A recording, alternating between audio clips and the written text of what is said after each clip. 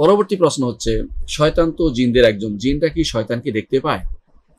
প্রশ্নটা আসলে প্রথমেই শুদ্ধ হয়নি, এই জন্য যে শয়তান জিনদের একজন এটা নয়, জিনরা সবাই শয়তানেরই সন্তান। জিনরা সবাই শয়তানেরই সন্তান, অর্থাৎ যত জিন আছে সব ইবলিসের সন্তান। তো এই জিনেরা একে অপরকে, জিনদের মধ্যে যারা ইমানদার যারা, তাদেরকে শয়তান বলা হয় না। এবং অনেকে ইমান এনেছে, আল্লাহ তাআলা কোরআনে কারিমে তাদের কথা উল্লেখ করেছেন যে আন্নাহু কান রিজালুম মিনাস ইয়ারজুনা বি আন্না লামিন ওয়া আন্না লাম্মা সামিনাল হুদা আমান্না বিহি। আমরা যখন হেদায়েতের কথা শুনলাম, ইমান এনেছি। অন্য আয়াত আল্লাহ, অন্য সূরাতে আল্লাহ তাআলা সেটা বলেছেন যে ইমান এরাই ওই সরফনা ইলাইকা নাফারাম মিনাল জিন্নি ফাকালু ইন্না সামি'না কুরআন আজাবা ইয়াহদি ইলা রুশদি ফাআমান্না বিহি ওয়া লা নুশরিকু বিনা আহাদা। তো তারা হেদায়েতের কথা শোনার পরে ইমান এনেছে।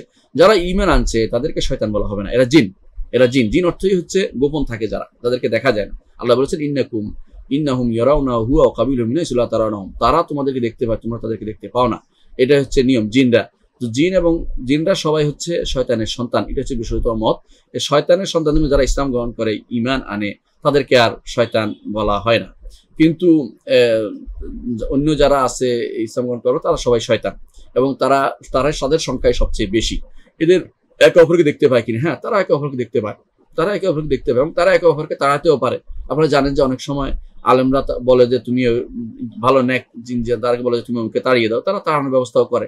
যদিও এটা ঠিক নয় এইভাবে তাদেরকে ব্যবহার করা জিনদেরকে, কারণ হতে পারে একসময় তাদের মধ্যে অহংকার চলে আসবে এবং তারা সেজদা দাবি করে বসতে পারে। এই জন্য অনেকেই দেখা যায় জিনদের যারা বশ করে, তারা অনেকেই শিরিক করে তাদেরকে বশ করে থাকে।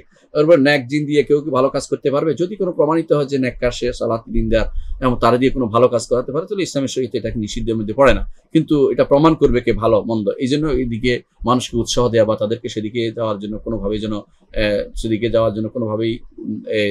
উৎসাহ না দেওয়া বা সেদিকে যাওয়ার জন্য কাউকে অনুমতি না দেওয়াই উচিত। কারণ রাসূলুল্লাহ সাল্লাল্লাহু আলাইহি ওয়াসাল্লাম ইচ্ছা করলে সেই যুগের সমস্ত জিনকে বলতে পারতেন যে হে জিনেরা, তোমরা যারা আমার ঈমান এনেছো, আমার উপর আসো, তোমরা আমার সাথে এই করো সেই করো, কিছুই বলেন না তিনি। অর্থ হচ্ছে তাদের থেকে কোনো রকমের সহযোগিতা না নেওয়া, এটা হচ্ছে ওয়াইজ কাজ। এবং তারা যদি উইলিংলি কাউকে সহযোগিতা করতে চায় ভালো কাজের মধ্যে, তো তাদের বিরোধিতা করার দরকার নেই, তারা সহযোগিতা করুক। তারা যদি কোনো আপনাকে বলে যে আমি আপনার ব্যাপারে কোনো ওষুধ নিয়ে আসবো বা কিছু এটা নিয়ে আসবো এবং ভালো হয়, কুফুরি কিছু না হয়, তাহলে আপনি সেটা ব্যবহার করতে পারবেন এবং সেটাতে কোনো নিষেধের ভিতরে পড়ে না। কিন্তু এটা তাদের প্রতি কোনো রকমে নিজেকে তাদের উপর ভরসা করানো বা তাদের প্রতি নির্ভর করা, এগুলোটাই হলো শিরকি ব্যাপার, এটা যেন না হয়। এই জন্য তাদের দিকে কোনদিন গুলো তাকাবেন না ফিরে। তারা কি করছে তাদেরকে তাদের ভাবে থাকতে দেন, আপনি আপনার মতো দিন নিয়ে থাকেন, এটা হচ্ছে শরীয়তের বিধান। ওদের মধ্যে আপনার মধ্যে কোনো আত্মীয়তা হতে পারবে না, এদের মধ্যে আপনার সাথে কোনো এই জাতীয় রিলেশন হতে পারবে না এবং এই জাতীয় সম্পর্ক তৈরি না করাটাই উচিত। দেখুন কোরআনে কারিমে আল্লাহ তাআলা উল্লেখ করেছেন যে কি করতো জাহিলি যুগে, এরা কি করতো, বিভিন্ন উপত্যকায় যেত, যাওয়ার পরে সেখানে ভয়ে তারা বলতো যে আউযু বিসাইয়্যিদি হাযাল ওয়াদি মিন সুফাহিম, এই উপত্যকার বড় যে নেতা আছে সেই জিনের আশ্রয়ে আসি আমি, ছোটরা যেন আমার ডিস্টার্ব না করে। এটা তো শিরিক ছিল। এটার কারণে ছোটরা আরো খেপে যাইতো যে তাহলে তো আমাদের ভয় পায়।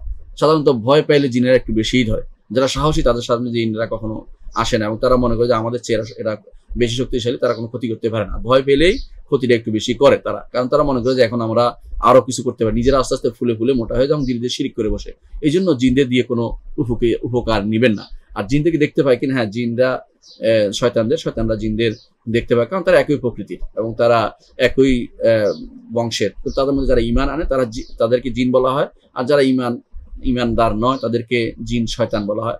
আর শয়তান জিন বলা হয়, যারা ঈমানদার তাদেরকে ঈমানদার জিন বা শুধু জিন বলা হয়।